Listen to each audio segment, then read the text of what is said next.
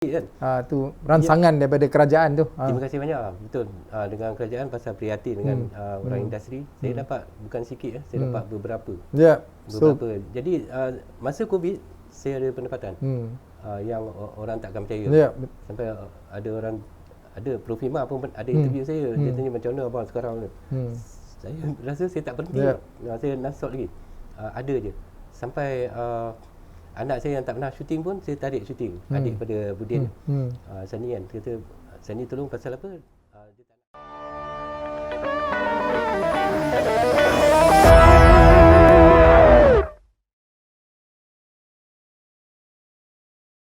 Okey, Assalamualaikum warahmatullahi wabarakatuh. Selamat malam bersiaran di podcast Masuk Angin Keluar Asap.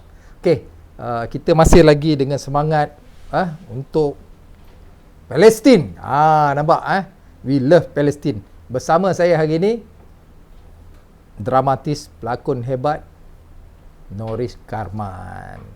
Okey, kita dah lama tak dengar tentang Norris Karman ni kan. Nak nampak di TV pun kurang. Tapi kita tengok hari ini masih lagi cantik, masih lagi ayu, dah berhijab. So mungkin kita boleh tanyalah perkembangan terkini Norris Karman. Ramai di luar sana yang menanti-nanti nak dengar apa yang nak diceritakan yang terkini tentang Norris Karman. Silakan Norris Karman. Terima kasih Datuk Juri Rosli kerana sudi mengundang saya ni yang ada menggunakan perkataan dah tak laku, dah lapuk, turun saham, senja, segala macam perkataan digunakan, diajukan pada saya hanya kerana mereka tidak melihat saya di kaca TV selama hampir 5-6 tahun.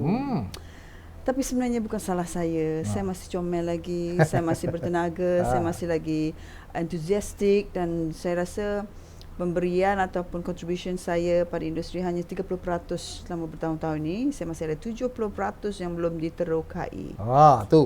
Banyak lagi tu, 70%. So, tapi apakan daya, sejak saya berhijab, saya dapat, Allah tu duga pula dengan mendapat offer-offer banyak. Tetapi semuanya minta, Norris, boleh tak you tak pakai tudung masa syuting je?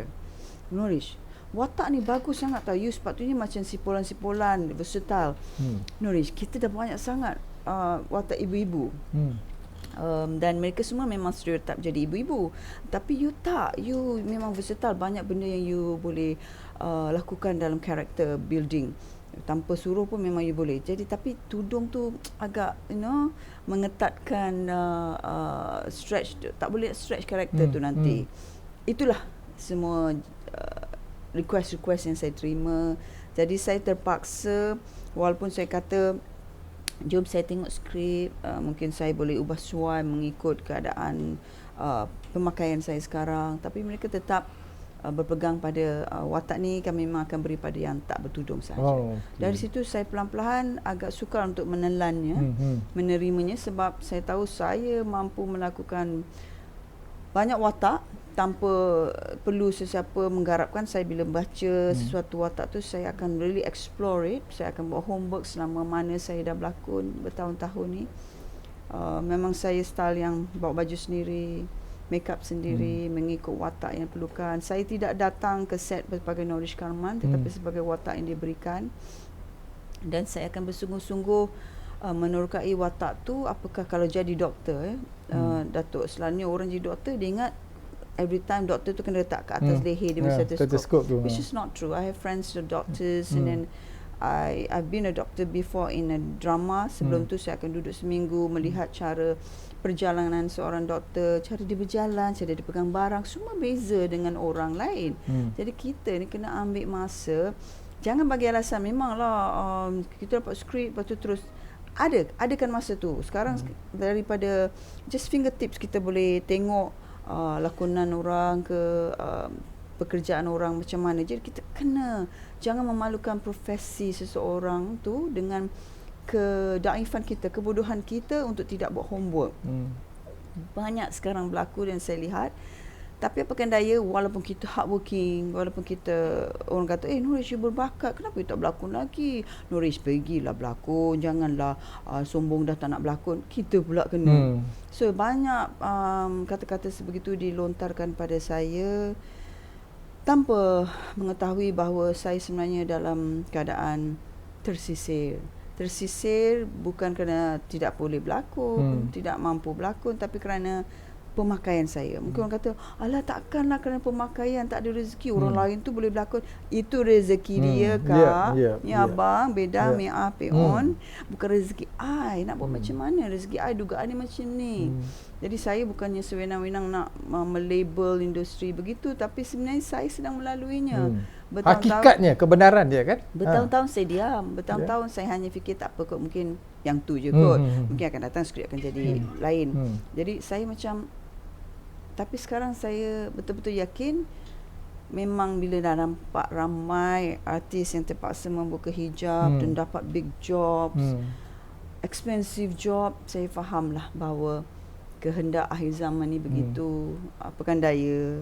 So saya hanya reda pada Allah dan mungkin rezeki saya di tempat lain buat masa ni, tapi saya tak give up. Itu bukan give up, reda sebab saya serahkan pada Allah.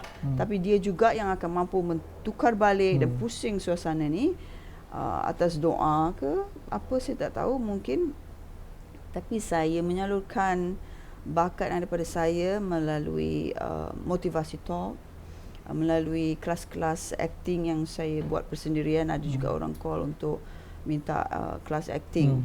Bila kita belajar kelas acting, Datuk, ramai yang salah faham mungkin, tak apa-apa nak belajar berlakon, bukan I nak je berlakon. That's not the point. Bila kita belajar berlakon ni, kita belajar membawa diri kita, etika bercakap, etika berdiri, etika menghadap orang. Itu perlu dalam kehidupan seharian. So yang kita tidak lihat zaman sekarang, anak-anak remaja dah melampaui batas, adab tak ada sebab dia tidak pandai berlakon. Maksudnya tu bila kita cakap berlakon bukannya berpura-pura, tetapi bila kita cakap dengan mak kita, kita nak keluar, kita salam, kita lain. Bila kita cakap nenek kita, kita rendah sesuara. Bila kita cakap dengan superior kita, kita kena ada confident, jawab soalan-soalan yang dia perlu. Bila cakap dengan kawan kita, yes, kita boleh berseluruh. Di situ memainkan peranan. Maksudnya tu setiap individu ni kena pandai main peranan. Jadi kita kena melakonkan watak kita. Bila kita melakonkan watak kita dengan baik, di mana kita pergi, kita diterima, kita disukai, disenangi, disayangi. Jadi kelas berlakon itu bukan hanya untuk menjadi pelakon, tetapi untuk belajar berdikari, menemui siapa pun tanpa perasaan low self esteem, sebab aku tahu macam mana menghadap. Cakap tuanku, begini caranya adabnya, cakap dengan orang macam ni. Jadi bila orang biadab dengan kita pun di luar sana, kita tahu mengatasinya sebab kita tahu itu tidak perlu dipedulikan. Jadi kelas-kelas macam itulah yang membantu saya supaya tidak rasa kesal dengan keadaan yang berlaku. Tapi saya masih lagi yakin ada di luar sana peluang-peluang yang mungkin lambat, mungkin, but being positive. Allah janji rezeki tu tak salah alamat. Jangan risau. Tapi kadang-kadang Datuk, mungkin Datuk pun rasa juga, walaupun Datuk dah jadi director, kadang-kadang keinginan berlakon tu beza. Sebab kita ni bila berlakon kita rasa macam tak cukup, kita nak buat lagi satu. We battle ourselves because that's the true actor. And acting is make believe. Jadi kita seronok memilihkan sesuatu watak yang bukan kita. It's like carrying a fairy tale. So saya begitulah Datuk kan. Saya berlakon ni daripada umur 12 tahun. Saya join teater nadi di Singapura. Saya belajar berteater. Jadi saya ni, jiwa saya memang Allah memang dah selalu kat situ. Jadi saya rasa tak mungkinlah Allah mulakan saya pada umur 12 tahun menang teater award di Singapura pada umur 12 tahun. Takkanlah saya akan pudar begitu saja dalam bidang ni kan. Maksudnya tu kita akan berhenti, tapi kita mungkin ada sesuatu yang indah berlaku sebelum kita berhenti, you know. So macam Beckham pun sebelum dia berhenti dia punya football, there's a certain level yang dia akan kata okay, that's it, kita sendiri. Tapi kalau kita berhenti kerana pemakaian, that's not fair lah. Sekarang ni rasa macam mana? Rasa kecewa ke? Rasa nak fight ke? Rasa macam mana sekarang ni? Saya rasa macam saya belum cukup bersuara. Okey. So hari ni kita nak bersuara ni. Saya sedang bersuara lah ni. Datuk lah bagi ruang platform ni, alhamdulillah. Saya rasa kita semua sebenarnya kena bersuara. Bukan saya seorang saja. Jika kita je yang rasa yang lain tak apalah aku dapat job. Dia dah dapat lantak dia ni tak dapat. Dia tak nasib boleh dia lah kan. Sebenarnya dia kena bersatu. Yes. So mungkin yang dapat ni adalah yang tak berhijab ataupun yang mungkin dia memang dia orang ada kata Hala Nurish ada je artis lain waktu berlakon dia buka tapi lepas tu dia pakai balik. Alah Allah tahulah kita cari rezeki makan kan. Allah dia tak faham kan? di dalam Quran sudah terletak situ tertulis tu menutup aurat itu adalah wajib. Saya dua perkara je dalam hidup saya yang saya rasa rugi amat sangat. Saya tak rasa rugi bercerai. Saya tak rasa rugi daripada kaya raya dulu. Saya terpaksa struggle 12 tahun sebagai ibu tunggal. Saya tak rasa rugi. Saya tak rasa rugi apa-apa melainkan dua perkara. Yang ini satu, tidak berhijab awal lagi. Itu dia. Saya hari-hari saya ya Allah kenapalah tidak awal lagi. Kenapa ya Allah selalu tak segalanya dah tertulis. Saya rasa macam rugi kat situ. Macam orang rasa rugi saham, saya rugi kat situ. So duit ni kita boleh cari Datuk. Betul. Tapi saya kalau nak balik kalau boleh nak awal lagi So tapi ketentuan Allah tu begini kan. Jadi saya pastikan saya istiqamah lah. Jadi mungkin Allah kata kau lambat tapi kau akan terus. Kau akan terus beristiqamah. Jadi saya pegang pada itu. Kedua adalah kehilangan ibu bapa saya yang baru-barusan ini. Satu, mak saya setelah 3-4 bulan di ICU. Saya ni sangat rapat dengan ibu bapa. Saya percaya kepada hormat ibu bapa. Sayang ibu bapa, dahulukan ibu bapa. Saya akan segalanya saya memang dahulukan ibu bapa saya. Jadi bila ibu saya meninggal pada 1 Jun 2020 tahun ni, saya jaga bapa saya. Dan bapa saya pula rapat dengan saya. Dia sangat suka melihat saya berlakon. Dia sampai tanya saya, tak berlakon lagi ke? InsyaAllah Pak. So, jadi saya rasa lagi seronok berlakon. Bapa kita tengok kan. Tak sampai. Sebab apa? 11 Julai dia pula pergi. 41 hari. 41 hari daripada mak. Boleh rasalah.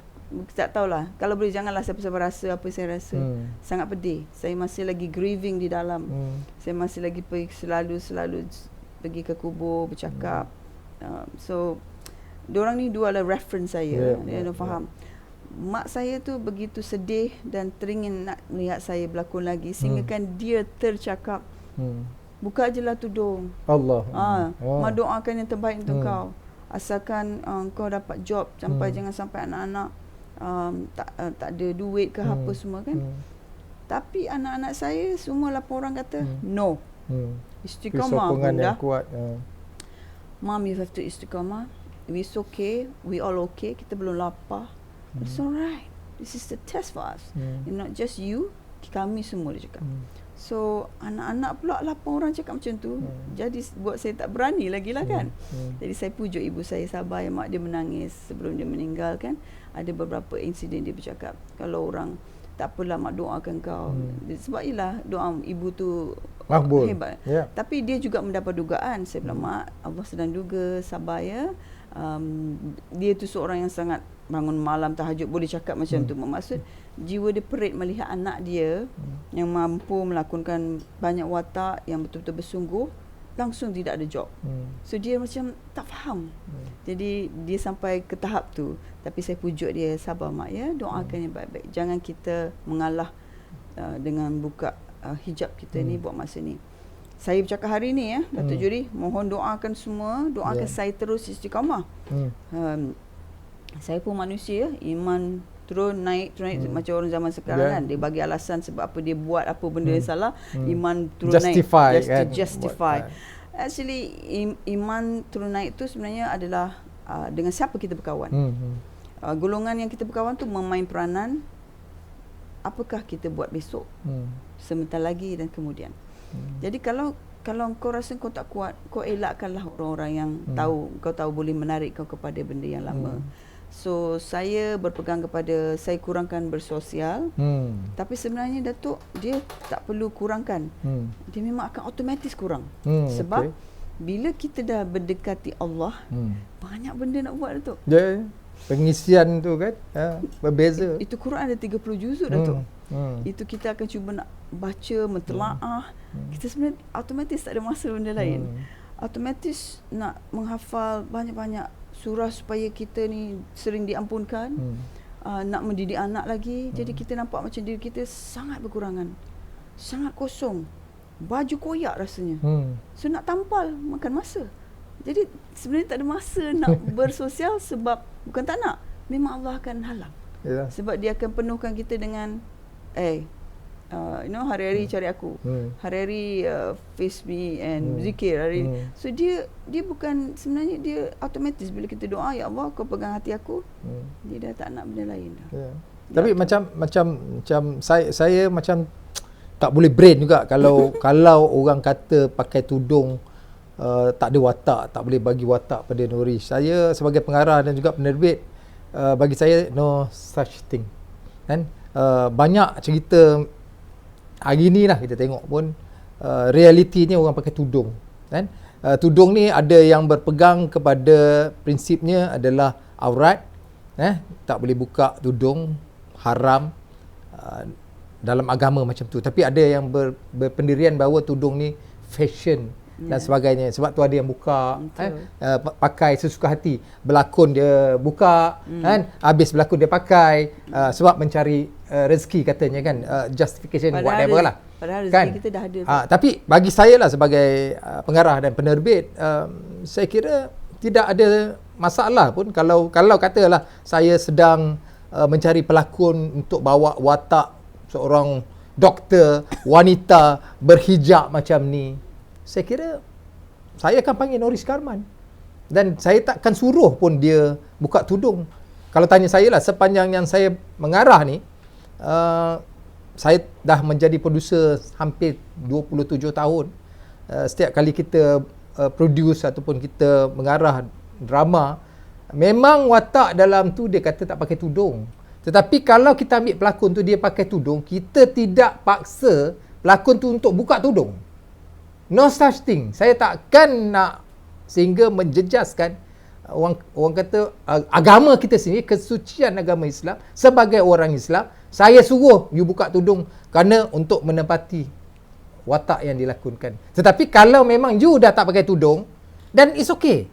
Kan? Dan kalau cerita tu memang tak, memanglah kalau contohnya saya menang sebuah telemovie, drama terbaik di Anugerah Seri Agasa 2005, Safura Yaakob melakonkan watak seorang perempuan pelacur dan memang dia tak pakai tudung pun pada waktu tu, dan dia bawa watak tu, memang tu cerita macam tu. Jadi bagi saya tidak paksa dia buka. Maknanya dia memang tak pakai tudung. Kan? Tapi kalau katalah cerita dia seorang doktor dan dia pakai tudung macam ni, dan okey, apa masalah dia? Ada satu point yang kita terlupa lah tu. Dia mungkin ada watak, tapi watak tu untuk kroni dia. Possible. Jadi bila dia ada kroni dan dia ada faktor lagi satu, iaitu dah tua, tak boleh jadi. So dia fikir yang watak tu hanya boleh untuk umur begini. Dia langsung tidak ada macam casting ataupun fikir macam mungkin Nurish boleh buat kot. But dia terus terfikir Nurish ibu tunggal dah 49. Tak boleh. Dia fikir okey, bagi kat dia ni lah. Saya yang muda di make upkan tua macam tu. Macam tu. So ada yang memang laki kaya tapi masih nak berlakon, tapi banyak job. So kita kena ada distribution of rezeki sebenarnya. Kalau dia orang duduk ada gambar, dia boleh tahu kali ni dia ni dah ada berapa kali dah dia dapat job. Kita cuba bagi yang dia ni pun boleh berlakon juga. Mungkin kita suruh dia, kalau dia ni gemuk sikit, kita suruh dia lose weight. Kita suruh dia buat macam ni, sebab kita nak dia isikan watak tu. Ini tak muka tu. Buka channel tu dia, buka channel ni dia je lah kan. Macam kita ni tak boleh berlakon. Dia je seorang boleh berlakon dalam dunia ni. Tapi saya tak rasa macam tu. Saya fikir mungkin juga orang beranggapan atau penerbit, pengarah ataupun stesen TV beranggapan Nurish dah tak nak berlakon. Itu tak betul lah. Saya rasa sebab kalau tanya saya baru tahu Nurish masih lagi nak berlakon. Mungkin lepas ni kan. So make sure Datuk lepas ni you become my manager. Agent. So saya nak bagi tahu bahawa Nurish masih lagi Datuk, come on lah. nak berlakon. There's kan? Facebook, there's IG. Right. Kalau tak tahu, tanyalah. Apa zaman sekarang tak ada alasan untuk I tak tahulah nak get you. Itu hari ada WhatsApp untuk you. Tapi I tak tahu, I tak ada nombor you. Agak-agak timah kau nak bohong. Sekarang zaman ada IG, ada Facebook. If you want, you can get it. It's just a fingertips. Tak, kadang-kadang persepsi. You kena ingat juga, Noris. Persepsi Noris dia dah tak nak berlakon, dia dah pakai tudung, dia dah ada aktiviti dia. Saya ingat hari ini adalah peluang untuk Noris menjelaskan bahawa jika ada tawaran dan tidak suruh buka tudung, Noris akan berlakon. Of course. Kan? Of course. Dengan senang hati, dengan berbahagianya. Dengan rasa perasaan nak mentelaah skrip tu. Tapi Datuk ada juga yang fikir, alah Noris mesti tak nak berlakon. Dia tu kan hidup mewah. Bekas suami dia bagi dia 5 kereta, biji kereta setiap bulan 15,000 Datuk. Ya Allah, rumah banglo segam indah. Bila kau pergi rumah aku? Dengar tu, siapa yang berfikiran, yang tak tengok, yang tak kaji, yang tak tahu tentang Noris cerita. Sampai diorang fikir yang she don't need a job. Let's give to other people. How do you know? Did you ask me? Like, saya hidup dalam disalahfahami. Right. So hari ni saya harap kita dapat beri penjelasan kepada pengarah, penerbit stesen TV di luar sana yang tak nak ambil Noris berlakon ni, supaya faham situasi Noris macam mana sekarang, dan dia memang mengalu-alukan sekiranya saya ibu tunggal kepada 8 orang anak, Datuk. 12 tahun saya menjaga 4 orang anak. Itu anak kandung saya sendiri.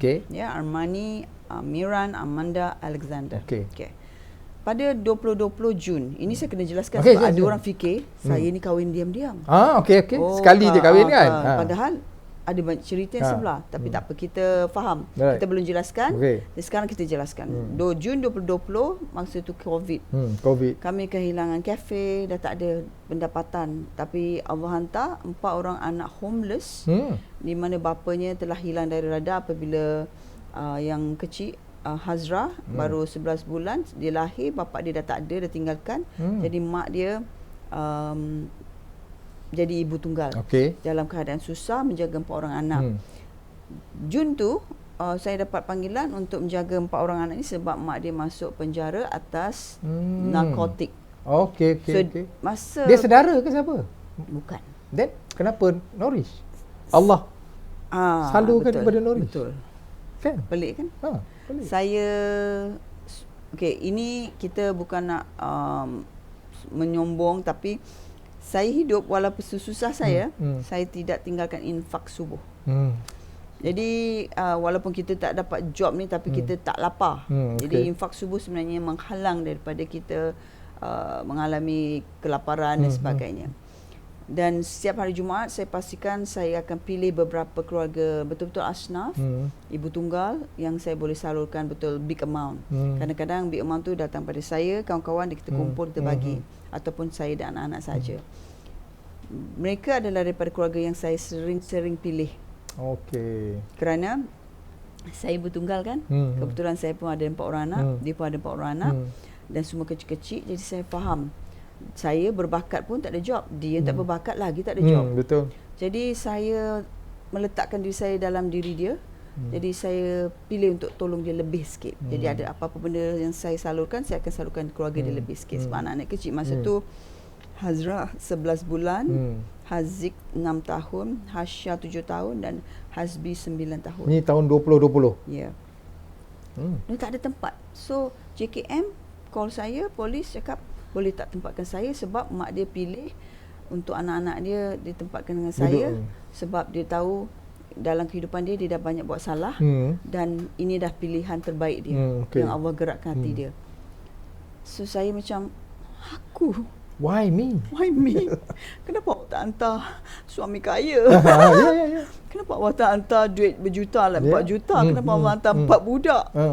But you know, anak-anak saya memang hati mulia. Bila kami diskusi, pagi tu call 9 pagi, kira jam 10 pagi, polis baru raid dia punya rumah, dah tangkap dia, dah tinggal 4 orang budak ni. Saya makan masa Datuk, bukannya saya immediately, saya bukan Santa Rina, Santa Claus ke apa, so not even a Robin Hood. Masa tu pun COVID kan. No money Datuk. No money, ya betul. Semua kita Cafe down baru kan. habis, tak ada dah lah, tak ada suami. Aduh. So Allah, aku tanya, ya Allah, apa ni? What am I supposed to do? I don't know. I was talking to Allah, ya Allah. Solat duha, solat istiharah, segala solat keluar, segala zikir keluar.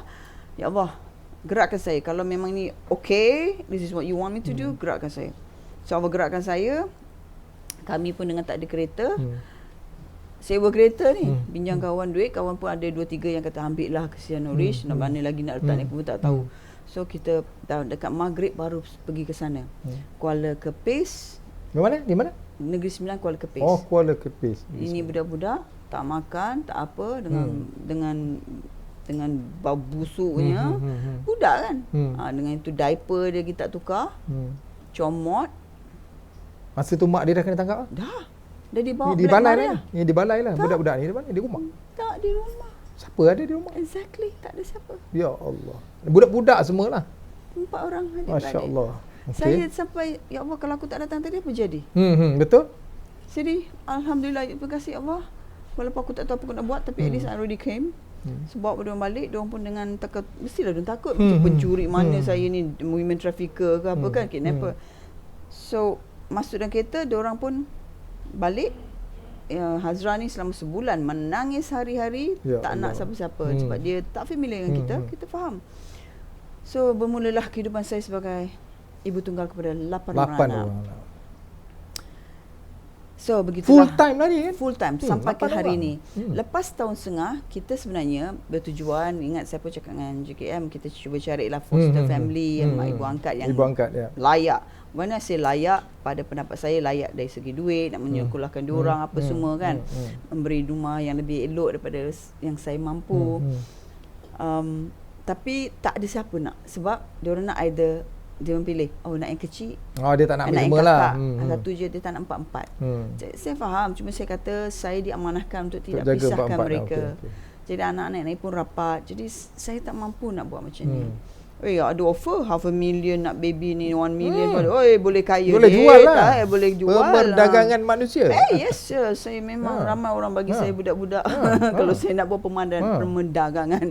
Tapi saya cinta pada anak-anak ni memang jiwa saya. So mungkin Allah hantar tu. So dia baca hati kita kan. So saya bilang saya tak mampu. Lepas tahun setengah saya fikir-fikir balik, budak-budak ni pun saya discuss macam mana ni. Bunda tak mampu ni, macam mana kita? Bunda boleh tak you jaga kita je, you apply, you yang pergi. So saya fikir balik, kesian, tanya anak-anak pun dia kata okey, anak-anak saya tak pernah halang. Sangat menyokong. Mungkin dia tahu apa itu susah kan. So saya apply ke mahkamah, JKM pun bantu saya, dan saya memang layak dan sesuai dalam kategori itu untuk menjadi foster mother, foster family. Ibu angkat. Saya tak kisahlah apa ayatnya Datuk, yang penting saya lah yang jaga diorang selama 3 tahun 4 bulan ni. So sekarang diorang dah 12 tahun, Hasbi, yang semua 4-4 ni masuk rumah, tinggal dengan saya, nak kencing, cakap pelat. Now, please speak. I brought Hazra here. She speak English. Adik-beradik lain speak English. Dah kenal huruf, boleh baca Quran. Semua dalam tahfiz. Tengah belajar Lagatul Arabiah. Belajar sikit cakap Cina sebab saya speak Mandarin, Wachang Huai. And then so mereka sekarang berpelajaran. Mereka ada kenal huruf. Dah jadi manusia lah. Alhamdulillah. 3 tahun 4 bulan, alhamdulillah. Itu yang saya bagilah, harta yang saya boleh bagi. Lain kita makan sama-sama. Masa COVID tu 2 tahun setengah, kami pun susah sama-sama. Apa ada, tepung jadi roti, tepung jadi canai. Walaupun beras tak ada siapa nak tolong kami. Sebab bukan suami dia kaya ke? Bukan dia tu kaya ke? Jadi dia tak nak tolong kita. Tak ada orang tolong. Dia kena tengok macam Gaza Palestin ni, kena tengok orang kena tembak kat muka baru dia tolong. Baju koyak kan, ataupun dah dah pecah perut baru dia tolong. Orang macam saya ni sempurna dia tak tolong. Dia tunggu saya mungkin tanggal tangan baru kesian Norish mai ataupun mungkin duduk tepi jalan kan dengan baru dia rasa dia tahu yang susah.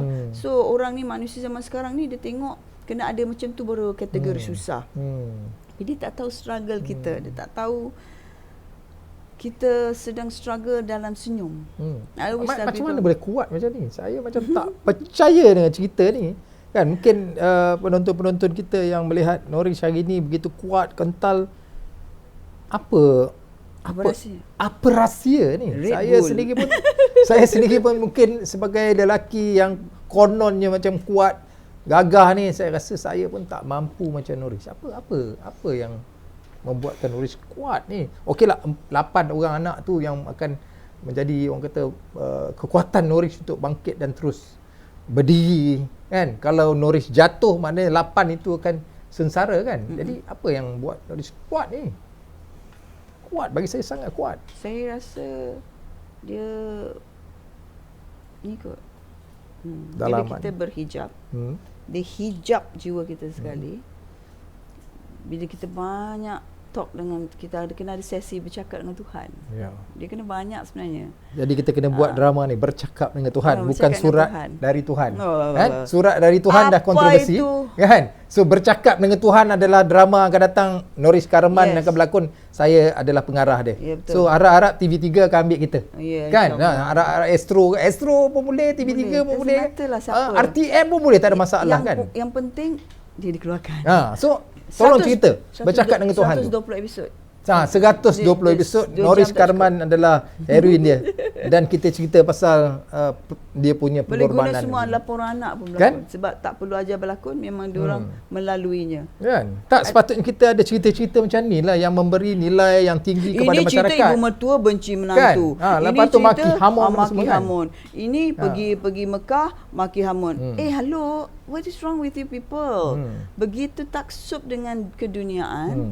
Glamour sehingga kan menggunakan tanah suci untuk berlakon, untuk selfie, untuk tunjuk aku di guys, seriously kalau kita pergi mengajarkan umrah, kau dah balik baru kau tunjuklah gambar-gambar korang, video, seriously it's not berapa alim kita, tapi kita ni senantiasa diduga. So kalau kita boleh hidup tanpa telefon kita selama kita ada kat situ, aku tabik korang lah. Tapi kalau kau pergi, lepas tu sibuk, baru buat ni buat tu, kau tak payah bagi tahu kita orang pun. Itu antara kau dengan Tuhan tu. So I rasa macam what is it? Tapi selalu orang kata tak apa Norish, nanti I doakan you nanti sure Allah bagi rezeki. Padahal dalam poket dia banyak duit, dia boleh je hulu-hulu kat anak kita. Tapi Allah tak pegang hati dia, Datuk. Jadi dia akan pergi tanpa memberi sebahagian dari harta dia tu, kerana Allah tidak pegang hati dia. Jadi dia tak faham, Datuk, kalau kita ni berjumpa dengan orang susah, sebenarnya itu dugaan kita. Jangan pergi tanpa memberi sesedikit apa pun ada dalam poket kita. Itu saya didik anak-anak saya.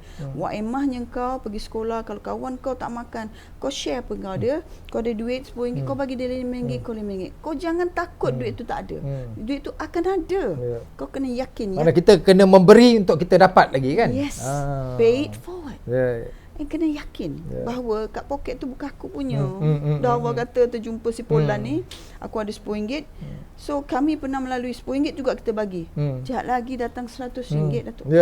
Tu kepercayaan kepada rezeki yang Allah dah tentukan. Rezeki tak salah alamat kan? Yakin ni lain, Datuk. Yakin ni lain tau. Dia berkopiah ke, berjubah ke, bertudung, tapi kalau tak yakin pada Allah, dia tak nampak apa di depan dia. Dia memang Allah tutup hijab ke mata tu. Sebab apa? Hati Allah tak pegang. Bila Allah hati pegang, mata kita akan nampak kesusahan orang. Kita rasa kita apa yang rasa itu semua. Saya tertarik tu yang bercakap dengan Tuhan tu. Boleh tak cerita lebih lagi? Mungkin kita punya ada scriptwriter yang menonton hari ni yang mungkin dapat idea daripada apa yang Norish nak ceritakan, boleh mempercepatkan proses next pitching kita dah boleh masuk Norish. Reda, bila reda dia akan banyak bercakap pada Allah. Sebab apa? Bila kita reda, kita tahu kita bercerai, kita tidak dapat apa-apa pun macam saya, tapi kita tahu Allah pegang rezeki tu. Mungkin ada rezeki tu yang sesuatu yang tidak baik, dia tidak mahu kita menelan rezeki tu. Jadi kita reda, kita biarkan. Walaupun kita tahu sebagai rezeki tu sepatutnya untuk kita dan anak-anak. Tapi kita tahu bukan kerja kita mengatur rezeki itu. Dan saya pun dah pergi 3-4 tahun turun naik court, tapi orang kata saya masih tak dapat bahagian saya, tapi saya terus diamkan, saya tak teruskan, orang marah saya.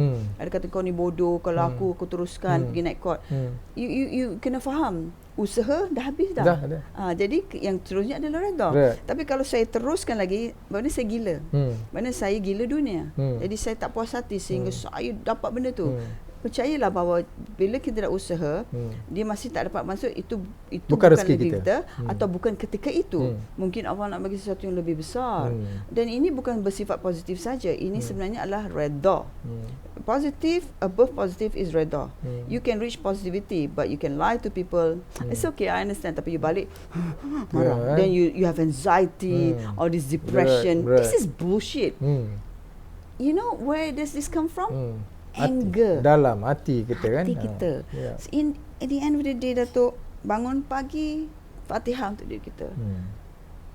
Wahai juri Rosli, cakap kat diri sendiri. Wahai Norish Karman, wahai jantungku, ampunkanlah dirimu sendiri. Redakan apa yang tak dapat. Yakin yang depan lebih elok. Sabar. Takwalah pada Allah. Jika kita mati miskin, lebih baik daripada mati membunuh, berbohong, mencuri, makan riba. If we can talk like that every day in the morning, it will heal you actually. Then you start for the day, smile. Because what? It's a new day. Allah bagi nafas baru sih. Allah bagi oksigen baru lah. Syukurlah tu. Apa nak lagi? Then you keep trying again. So you minta Allah, tomorrow please wake me up again please, Ya Allah. I haven't tried this. You talk lah. Dia akan bagi. Dia suka kita minta-minta, Datuk. Dia suka kita pujuk rahim. Bercakap dengan Tuhan. Bagi aku, jangan minta dunia, minta akhirat. Ada tak doa nak minta nak berlakon? Dapat rezeki ada? Saya minta in the whole, Ya Allah. Jika tempatku adalah bidang perfilman, drama, aku reda menunggu skrip yang hebat. Dengan kru, director, semua yang hebat-hebat. Maka aku reda atas engkau yang akan memberi pada aku. So, acilah. Jadi maknanya sekarang ni menunggu je lah. Je lah. So, kalau Allah izinkan kan, kun fayakun kan, mungkin besok pun dah ada job dah untuk Norish Karman, siapa tahu. Sebab ini adalah ketentuan Allah kan. Bagi saya tidaklah mustahil untuk ada watak yang sesuai kepada Norish Karman. Sebab mungkin pengarah, penerbit, stesen TV, macam saya katalah, Norish Karman dia kaya, dia tak perlu berlakon, dia memang dah tak berlakon, dia memang okey. Tapi hakikat sebenarnya hari ni kita dengar sendiri cerita daripada Norish Karman. Dan tapi kita sukalah kalau orang doakan kita kaya, Datuk. Tapi hakikatnya tak ada siapa kaya nak mengaku tak kaya, Datuk. Macam ada orang kata, alah tipulah, you saja tak nak bagi tahu kot. You tak nak kita tahu rumah you besar. You tak nak kita datang rumah you. Hello? You ada masalah ke? Orang macam tu sebenarnya dia ada problem.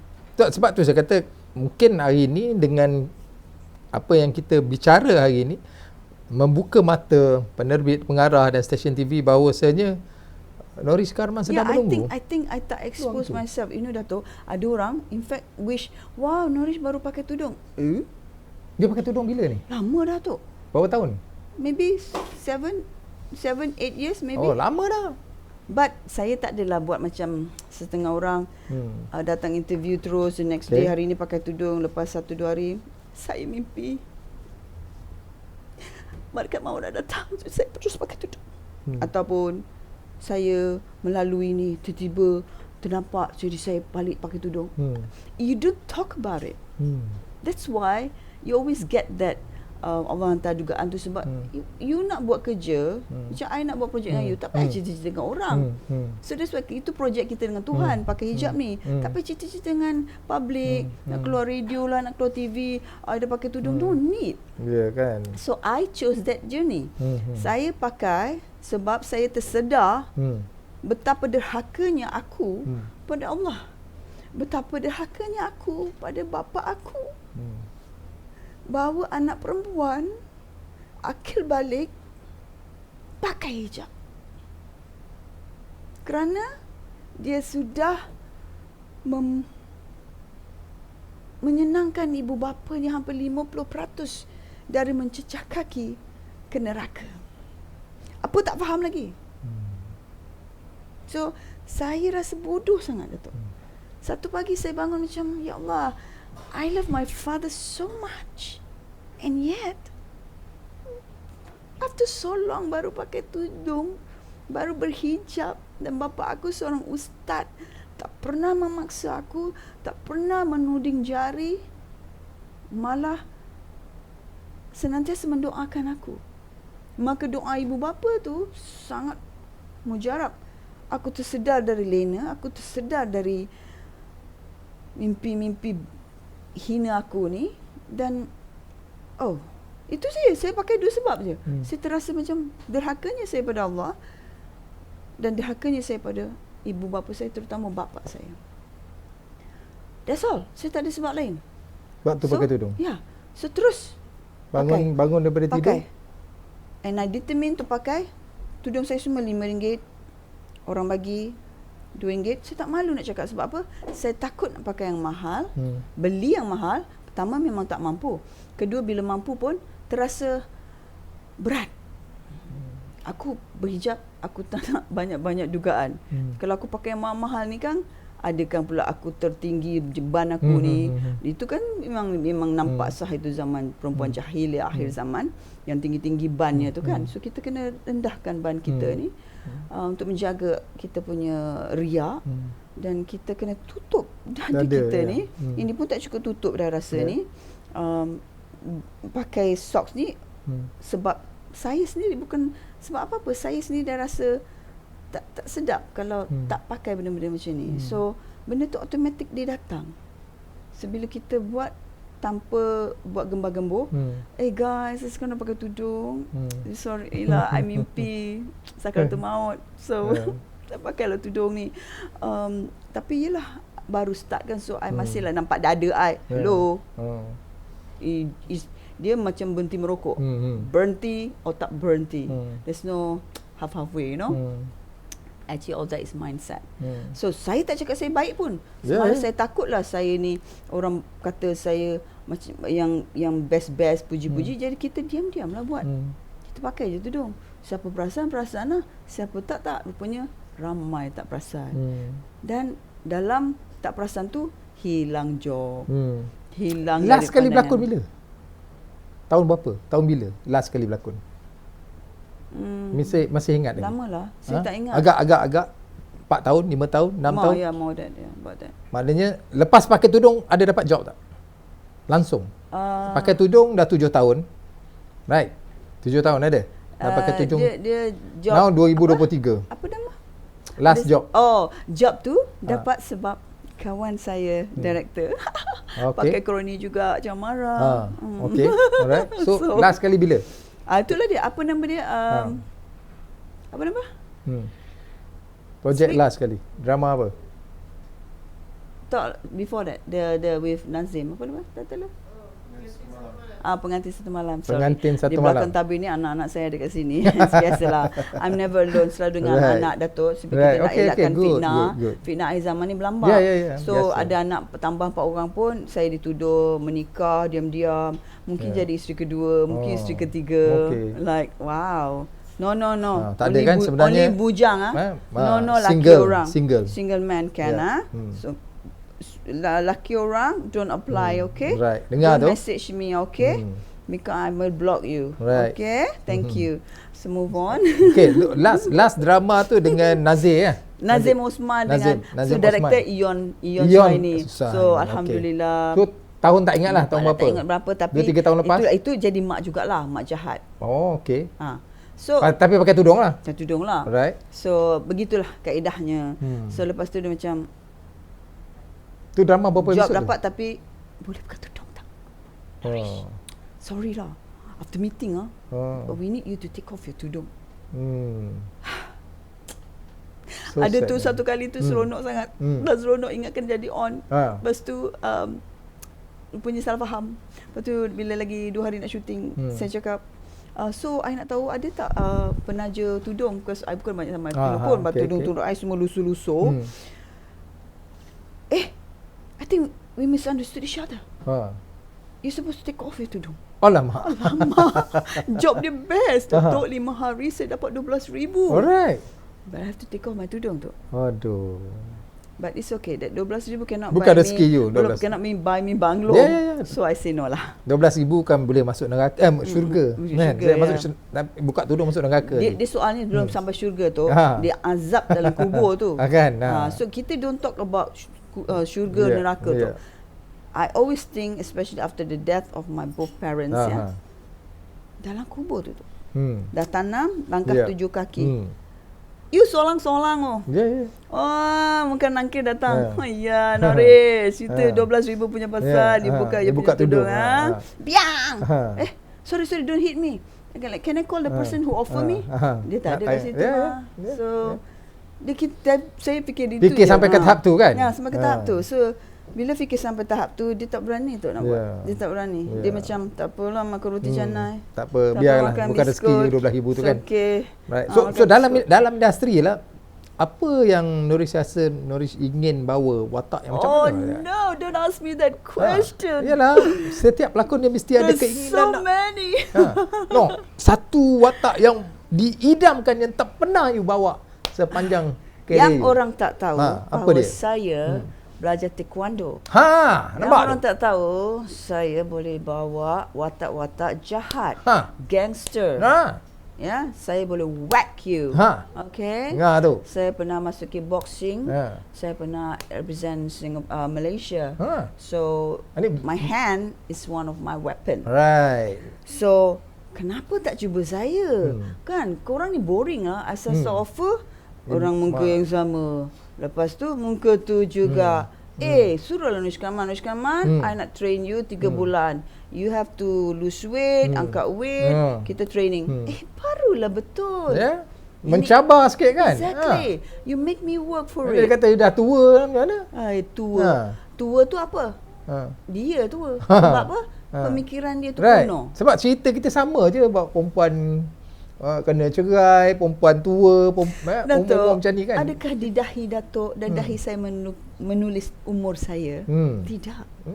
Jadi umur tu hanya nombor sebab kau ada tarikh lahir. Tapi jiwa kau dan apa yang kau boleh beri kepada apa industri pun yang kau buat. Kita bukan cakap pasal industri perfilman saja.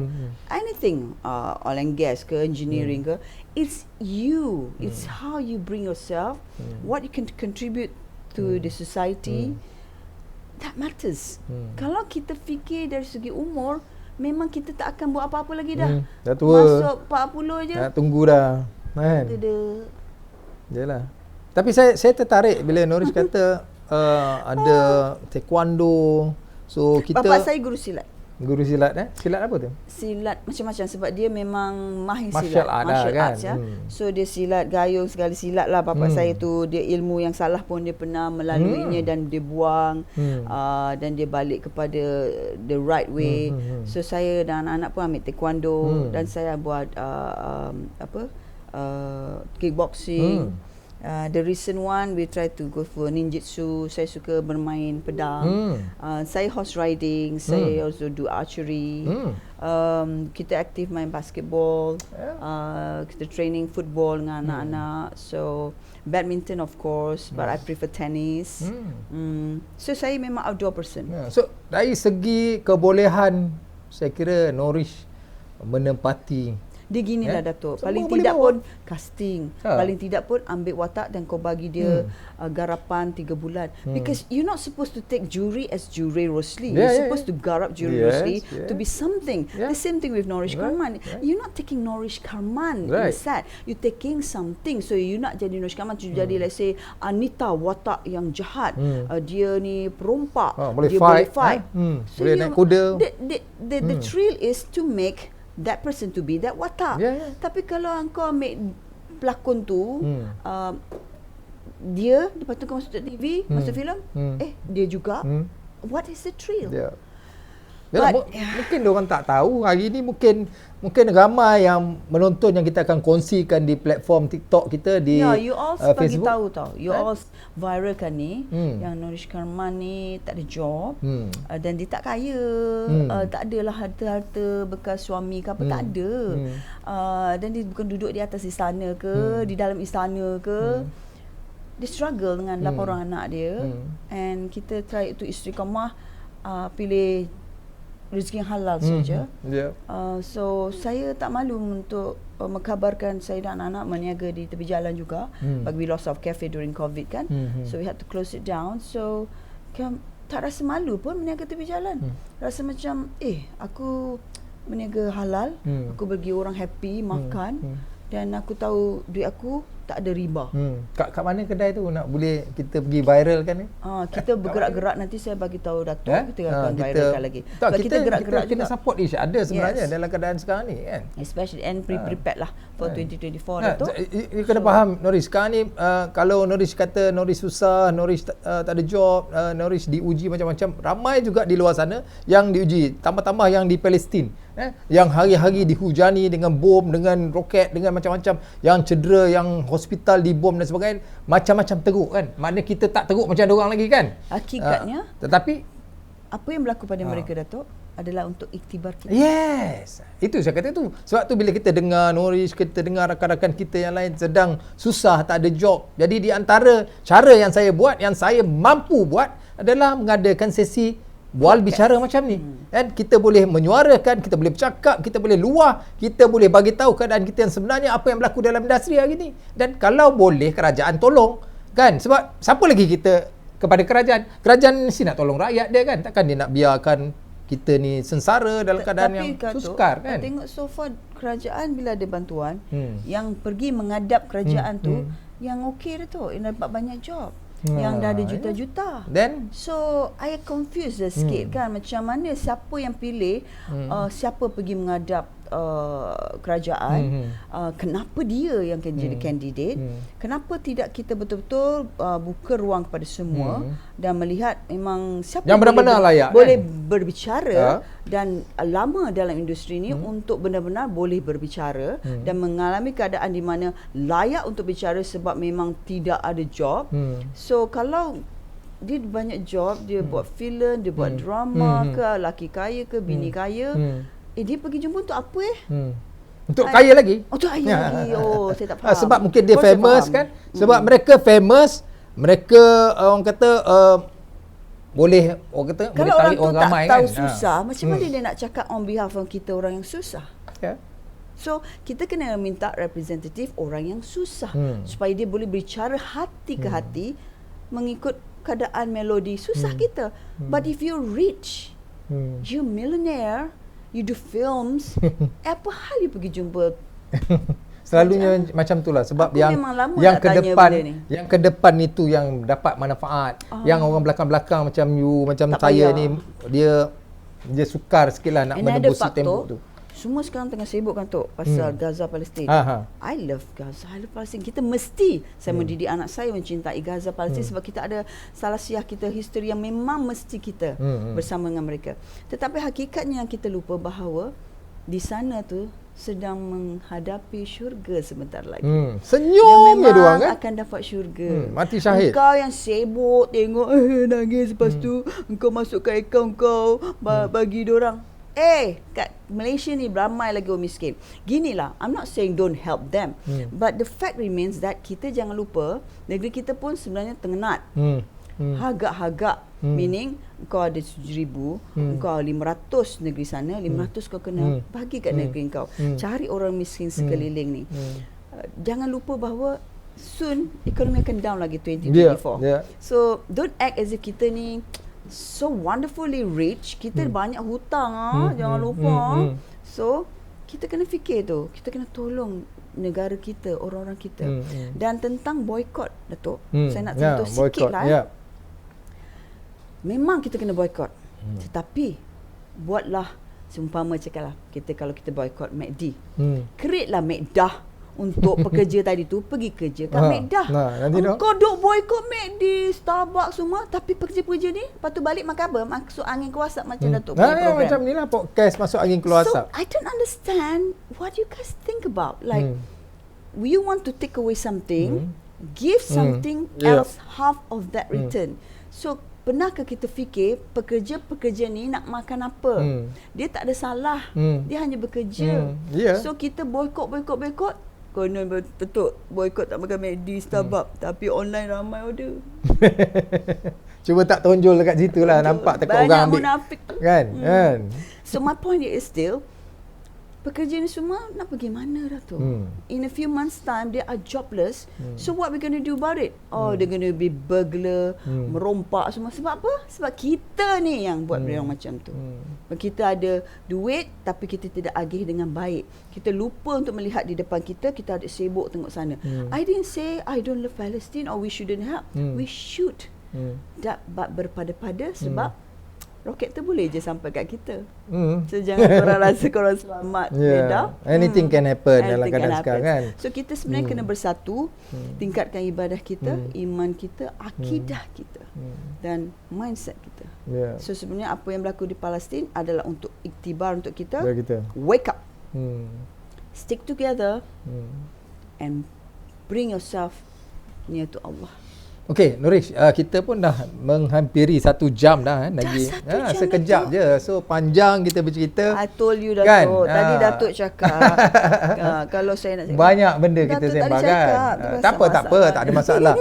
Bagi saya peluang yang kita beri ni adalah untuk kita sama-sama dalam industri ni kita banyak perkara yang sedang berlaku dan sedih. Menyedihkanlah. Saya kadang-kadang bila fikir macam mana kita boleh bantu satu sama lain kan dalam keadaan sukar susah ni kan. Sebab tu saya bila buat podcast ni saya nak cari orang yang benar-benar sedang merasai kan, dan dia bercerita dengan ikhlas. Bukan kita create satu benda yang sebenarnya tak ada apa pun. Dan memanglah Nurish Karman pelakon yang hebat. Saya seorang pengarah yang boleh create apa saja watak yang saya nak kepada seorang pelakon. Tapi hakikat yang kita bercerita ini adalah kenyataannya. Dia reality apa yang berlaku di luar sana. Kan? Bukan di dalam sebuah drama yang kita create khas untuk penonton. Kan? Jadi apalah di akhir rancangan apa nak cakap pada masyarakat ke, nak cakap pada kerajaan, kepada Perdana Menteri hari ini Datuk Seri Anwar Ibrahim yang sedang berusaha untuk membina negara Malaysia Madani ni, ada apa-apa pesanan ataupun nak cakap kepada pihak-pihak yang berkuasa di luar sana? Kepada peminat-peminat saya, penyokong saya yang masih tegar lagi, walaupun saya tak ada job Datuk, tapi kat luar saya macam madu ataupun gula di kerumuni peminat. Itu satu, saya rasa itu yang nikmat Allah tu. Saya ingat orang dah lupa saya, tapi terlalu ingat sampai zaman saya yang Salma, zaman cerita Syurga Pintu Neraka, semua Sparky semua keluar. Yes. Wow, terima kasih banyak-banyak kerana masih mengingati saya walaupun saya dalam keadaan berhijab ini. Dan terima kasih senantiasa mendoakan saya dapat job. Mendoakan kamu masih lagi Allah kumpul lagi mungkin. Dia bagi hujan dia ada cloud. Satu hari nanti insya-Allah doakan saya dapat watak-watak seperti gangster, penjahat, perompak, orang gila tepi jalan. Saya berlumuran darah ke lumuran longkang ke, saya suka watak-watak macam tu. Saya penat jadi mak. Sebab kat rumah saya mesti dah jadi mak kan dalam drama dan kaca TV mak lagi mak jahat pula tu. Lepas tu anak aku pula affected. Bunda, why you jadi jahat? So banyak orang affected bila saya jadi jahat. So I have enough of being jahat actually. Let's do something different.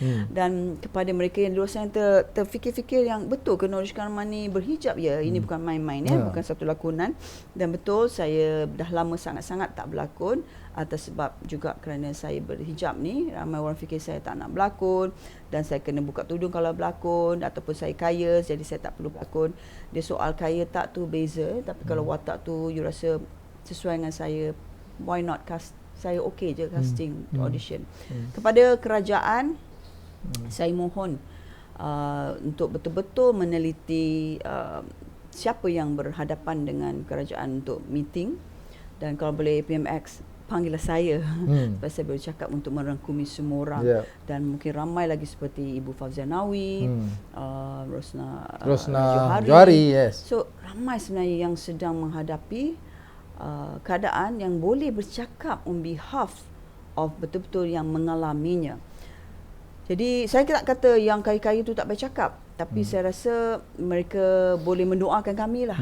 Sebab kami juga ingin melalui kehebatan hidup seperti mereka. Jadi bila kita ni telinga mendengar, melihat sesuatu tu berlaku daripada orang yang mengalaminya, dia lebih efektif. Dan kepada semua, terima kasih sudi menonton program ini. Terus menonton walaupun tiada saya. Dan mendoakanlah industri kami untuk pulih. Doakanlah untuk negara kita untuk senantiasa dilindungi. Dan senantiasa sokonglah Islam dari berbagai bermacam aspek, walaupun dari Gaza, Palestin ke, dan apa jua yang kita melihat dari sudut negara kita ni. Saya mohon doa-doa anda semua yang baik-baik saja. Dan moga selepas ini tiada lagi salah faham tentang Norish Karman. Panggil Norish berlakon. Kalau boleh panggil saya berlakon, insya-Allah. Saya suka watak-watak kelakar sebenarnya. Sebab saya memang kelakar sebenarnya. Tapi kawan rapat je tahu kan. So kan kalau aku masuk Maharaja Lawak, dah tak ada job pula korang. Astro, boleh panggil Norish Karman. Dia boleh melawak. Masya-Allah. So janganlah, nanti tak ada job dah. Kalau family duo boleh panggil saya dan anak-anak saya nyanyi, no problem. Alright. Menyanyi pun boleh? Hello. Nyanyi sikit. Nak lagu apa Datuk? Apa-apa. Nak tahu kan? Norish boleh nyanyi. Saya tak tahu dia boleh nyanyi. Kalau saya nyanyi kat sini, dia orang tak bayar Datuk. Okey. So insya-Allah saya juga sekarang menyanyi di platform-platform seperti wedding ke corporate. Okey, boleh. So, itu cinta pertama saya Datuk sebenarnya. Nyanyi. So insya-Allah. So boleh juga ber-MC. Jadi kita ada dual band. Okay, so insya-Allah. Dan pastikan melayari 4 Hungry Bears IG untuk makanan yang kami buat masak setiap hari. Itulah yang menjadi income kami sedikit sebanyak. Tapi cinta saya pada menyanyi, berlakon masih lagi wujud dan kukuh. Salam daripada saya. Yang buruk dari saya, yang baik daripada Allah Subhanahu Wa Taala. Okey, terima kasih Norish Karman.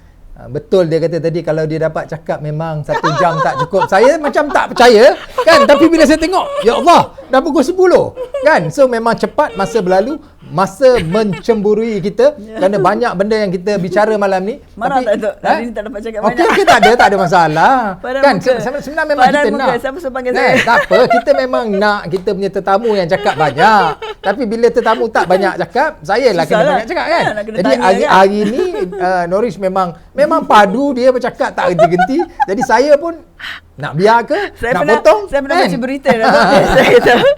Jadi apa pun saya ucapkan terima kasih. Saya doakan dipermudahkan urusan Norish Karman dan anak-anak. Jangan pegang nama Jangan salah panggil nama. Okay. Ada orang panggil saya Nonis Wara. Bukan. saya kenal. Datin Seri Nonis Wara saya kenal. Norish Karman saya kenal. Korang kat luar tu jangan salah panggil nama. Ada mula korang. Ini Norish Karman, okey? Ingat tu. So apa yang kita dah tahu sekarang ni, kalau ada penerbit, pengarah, stesen TV terutamanya, masukkanlah nama Norish Karman. I'm still alive. Kan? Bringing energy, insyaAllah. InsyaAllah dia akan boleh bawa watak yang baik, yang berbeza, yang belum ada di luar sana, dia sebab dia ada martial art. Kita cuba Norish Karman. Okay. So insyaAllah kita mengakhiri siaran kita di podcast Masuk Angin Keluar Asap. Terima kasih sekali lagi Norish Karman yang sudi bersiaran. InsyaAllah next episode kita bersama dengan ikon perfilman Malaysia, Datuk Yusof Aslam. Okay? Wow. Right. So kita bawa semua orang-orang industri bersama kita untuk membicarakan situasi terkini dalam industri. Dan perancangan kita, Norish pun bercakap tadi dengan PMX. So kalau boleh kita nak buat program Temui Anwar bersama penggiat industri kreatif, sedang diusahakan, insyaAllah. Doakan dipermudahkan urusan supaya kita dapat face to face bercakap dengan PMX sendiri, dan luahkan apa yang kita nak luahkan supaya dia faham situasi kita. Betul. Yang kritikal dalam industri hari ini. So okey, itu saja untuk malam ni. Bye bye. Assalamualaikum warahmatullahi wabarakatuh. Tebak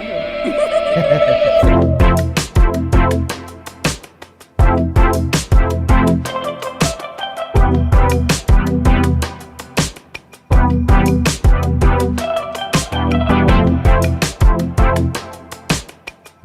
Bye.